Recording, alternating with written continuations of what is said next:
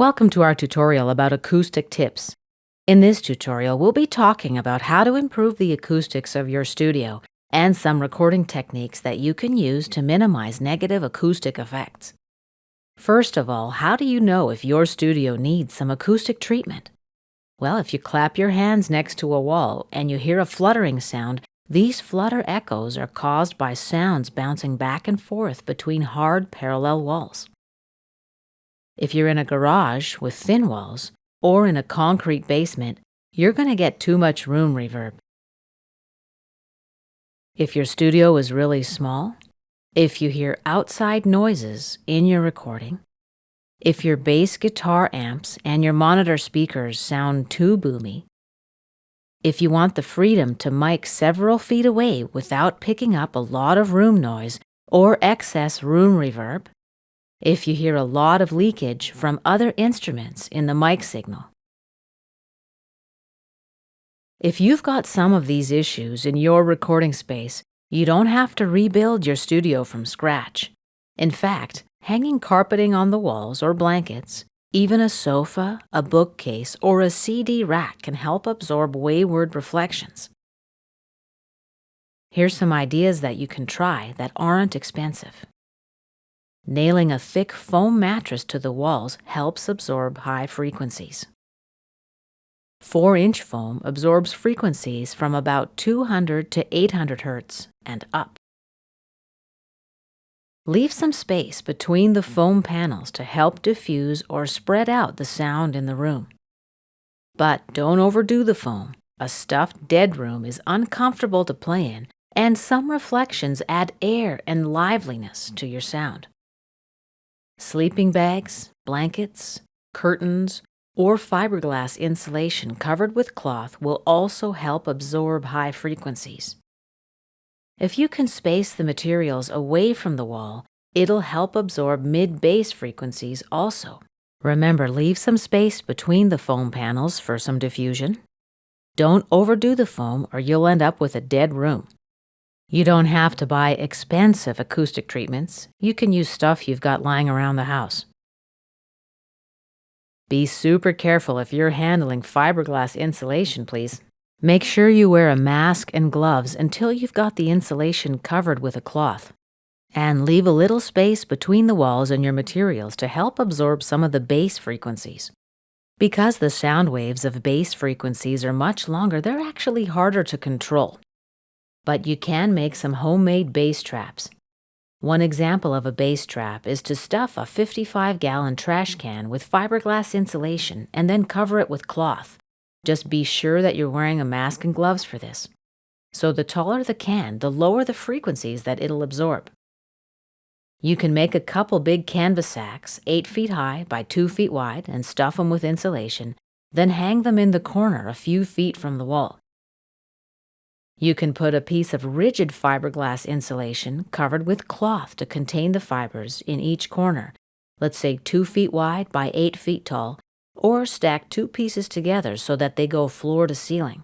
Wood paneling also helps absorb bass frequencies, as well as opening closet doors and keeping couches and bookshelves a few inches from the walls. By the way, if your room's square, you'll have more reverberations than if it's rectangular shaped or some other shape. Since all room resonances terminate in the corners, getting corner absorbers lets you trim a room by ear. You can buy commercial corner absorbers, or you can make your own from padding, cardboard, and towels. Here's a list of companies that sell acoustic treatments if you're interested in buying some professional products. There's TubeTrap.com, RealTraps.com, Acoustical Solutions, Prima Acoustic, Auralex, Acoustics First, Wallmate, Ilbruck Sonics, PRPG Inc., FST Technologies, Rosebrand.com. You can get flame retardant treatment for curtains and blankets at Rosebrand.com. You can also use a variety of recording techniques to tame or control room acoustics.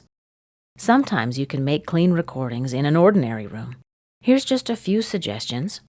Mic close, let's say 1 to 6 inches from each instrument or voice. Then the mics pick up less room reflection. Use directional mics, which reject room acoustics. We'll be looking at this more in our section on microphones. Record bass guitar and synthesizers directly, i.e. without a mic. Record electric guitar directly from the effects box or use a guitar amp simulator. Record instruments one at a time instead of all at once. If you think this'll lose the emotional and musical tightness, do all the loud stuff at once, like drums, bass, and electric guitar, and then overdub the quieter instruments, acoustic guitar, saxophone, piano, vocals. And finally, record in as large a room as possible so you can spread out your musicians. It'll also weaken the sound reflection from the walls into the mics. If you're recording an entire group of musicians at one time, you might want to put the vocalist in a closet with headphones to try and keep instrument bleed off the vocal track. This is a low-budget substitute for a vocal booth. The vocalist will be able to hear the rest of the group playing through the headphones that she's wearing. If you need dead space, the clothes hanging in your closet work well for this. A dead space is better if you're planning to use artificial treatment during mixing, like pitch shifting and complex or weird electronica effects. But if you don't want dead space, try using another closed-in room like a bathroom. Even if it's not tiled, you'll still get some interesting reverberation. Another option for isolating instruments is using portable walls.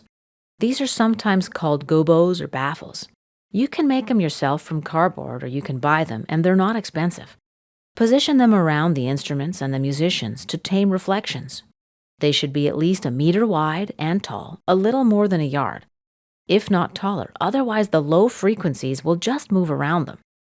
You can pad them with blankets or towels or sleeping bags for a more deadened sound, or you can leave them smooth for a more lively sound. Even hanging heavy blankets or sleeping bags from a clothesline can do a decent job of separating instrument signals. And this concludes our tutorial about acoustic tips and treatments.